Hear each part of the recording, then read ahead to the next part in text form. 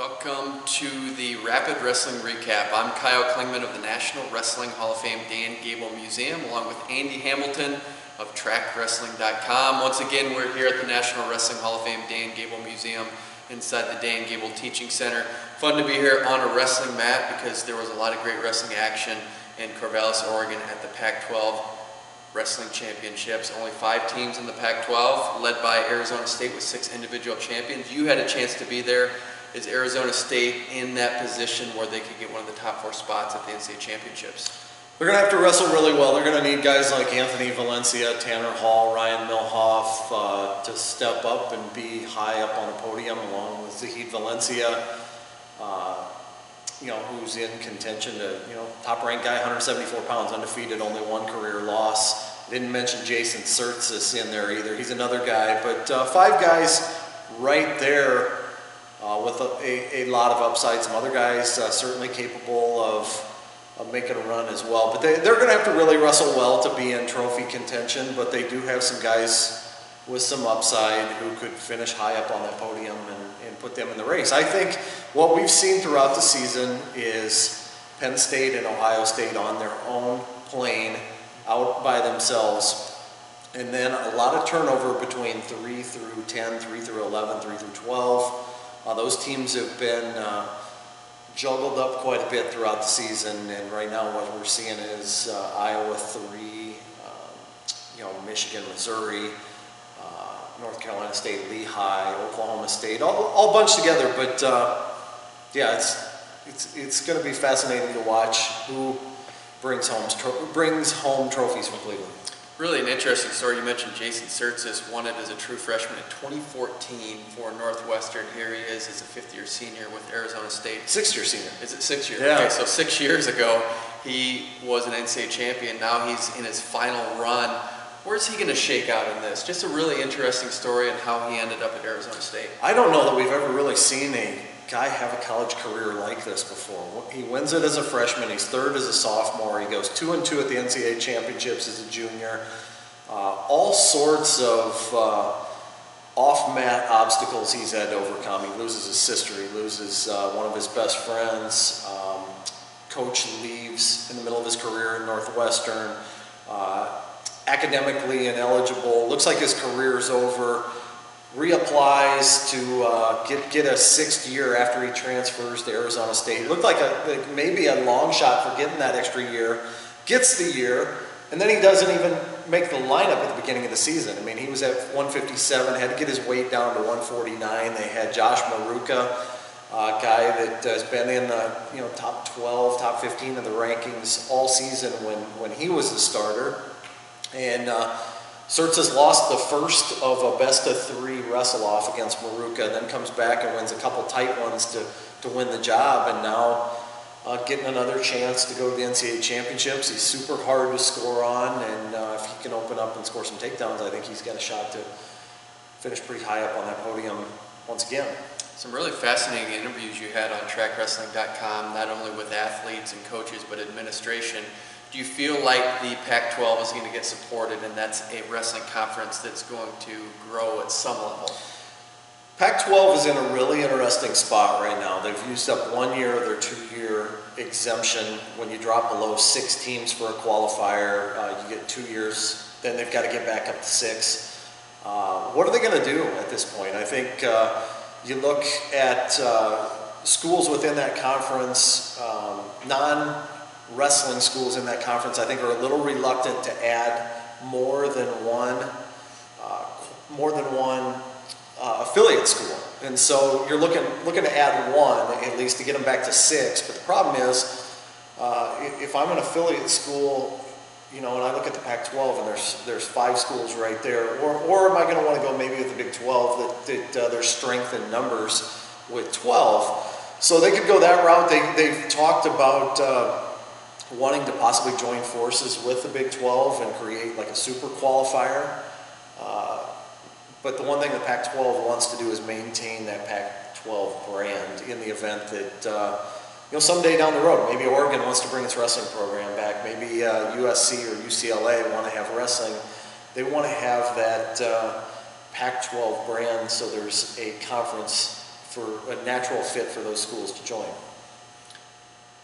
They are at full strength, the Big Ten. It's the conference that really is the conference right now as far as just the brand for college wrestling. The Big Ten Championships are in East Lansing this weekend. I know you're going to be there. I know we can't talk about everything, but I think two weight classes that probably stand out are 125 and 165. Let's talk about 125 and what could shake out there. Spencer Lee is the talk of the town at Iowa.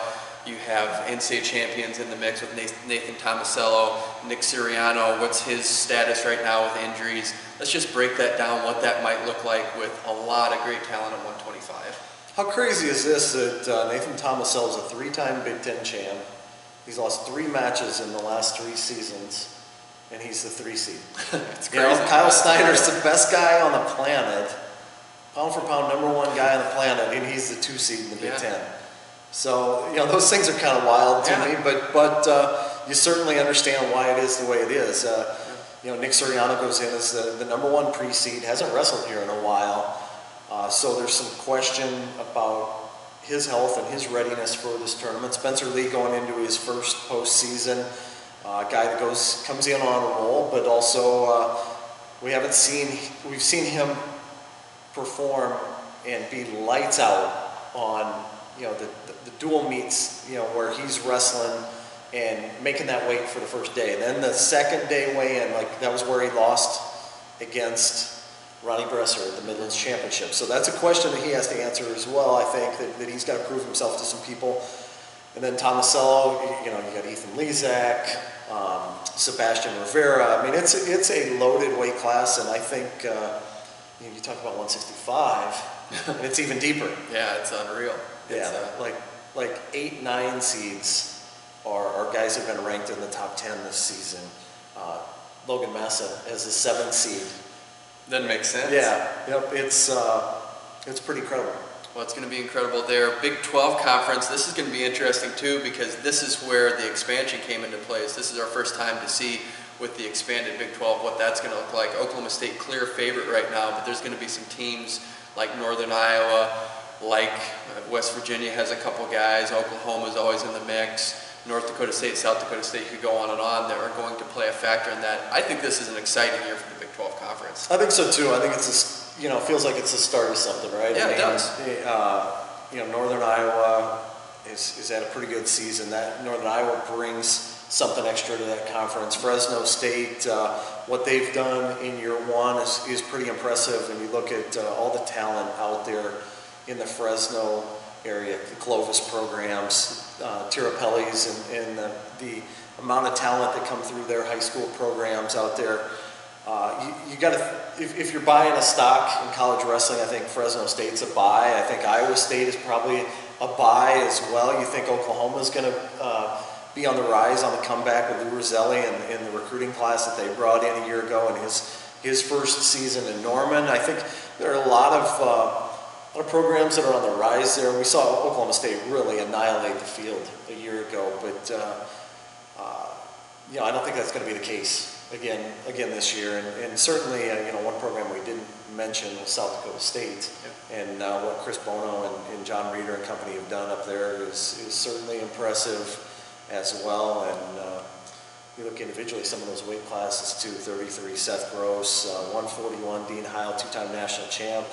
But he's going to have to contend with a couple guys that have beaten him this season. Yeah, it's going to be a lot of fun there. And you mentioned South Dakota State. What a program that's made us take notice, like with some of the other programs that you mentioned. So the Big 12 certainly on the rise. EIWA, a traditional power for a conference. Cornell has won the last 11 conference team championships. Can Lehigh compete? That's going to be a great battle there. Another conference championship that's just worth watching. Yeah, and I think you look at some of the individual stars from that league that are going to be a lot of fun to follow here in March. Darian Cruz, we're talking about all the Big Ten guys at 125 pounds, and hardly anybody has talked this season about the returning national champ and officially undefeated. Suffered the loss to Piccinini in the All-Star Classic, but that doesn't count against him, and he's a possibility to grab that #1 seed at 125 in Cleveland, and then. One of the guys that I really enjoy watching compete, and you know, he's got a fun personality too, a lot of fun to be around. He's Yanni Diakomahalis at 141 for Cornell, and he's going to be a lot of fun for people that haven't seen him wrestle yet to follow him throughout March. Can't mention all the conferences. We mentioned the power conferences, but of the rest, there's some interesting teams like Virginia Tech. I know that Campbell's doing some good things. Maybe a couple guys or a couple teams to look out for in those other conferences. Yeah, I think so, and I think it's been fun to watch wrestling grow in other areas of the country we haven't seen it grow recently, and certainly down in along, you know, the ACC, what Virginia Tech has done, what North Carolina State, North Carolina, the investments that those programs have made into wrestling in recent years, it shows that wrestling is on the rise in the ACC. Certainly, you know, you mentioned Campbell, and I think Kerry Collot and company have done a terrific job down there as well. And it's a lot of fun to see new programs on the rise and wrestling becoming important in places where maybe it hadn't been as important in recent years. Well, and you mentioned NC State early, but that's a program worth talking about because they really are going to be in that trophy contention. They have a lot of firepower.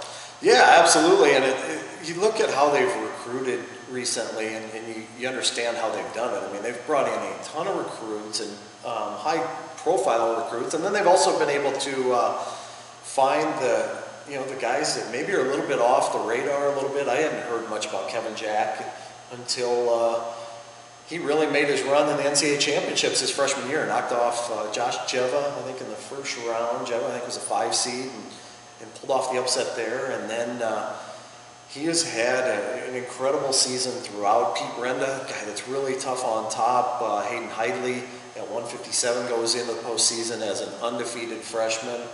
And they have some more top-level recruits on the way. So I think that things are just getting started in North Carolina State. We'll end with this. Missouri in the MAC, undefeated in dual meets. They have another quality program. They just keep turning out quality programs, quality seasons every year. That's going to be a fun team to watch because, as you talk about, just stylistically, they're good on top. They just bring a different style. I think they're going to be fun at the NCAA Championships.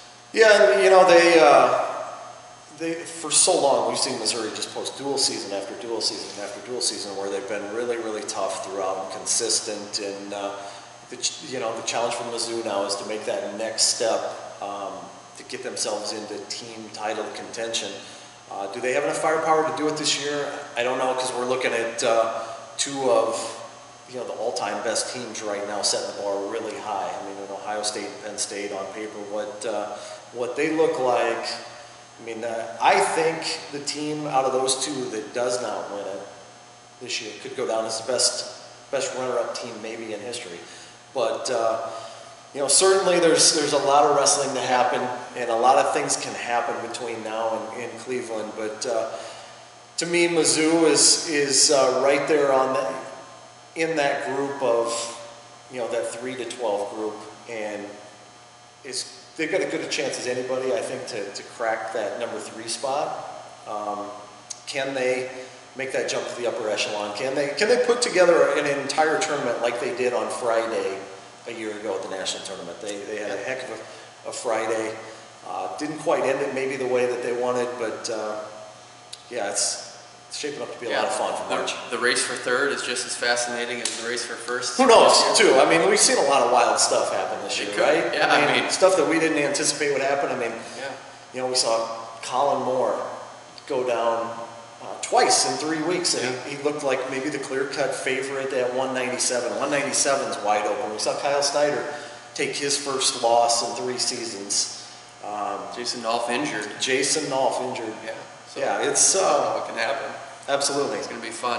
Hey, the goal is to get up here on the championship mat. This is from the 2013 NCAA Championships when Kyle Dake won 4 NCAA Championships at 4 different weights. Conference championships and qualifiers this weekend. Then we'll follow up with a preview of the NCAA Championships. For Andy Hamilton of Trackwrestling.com, I'm Kyle Klingman of the National Wrestling Hall of Fame Dan Gable Museum. Thanks for listening and watching the Rapid Wrestling Recap.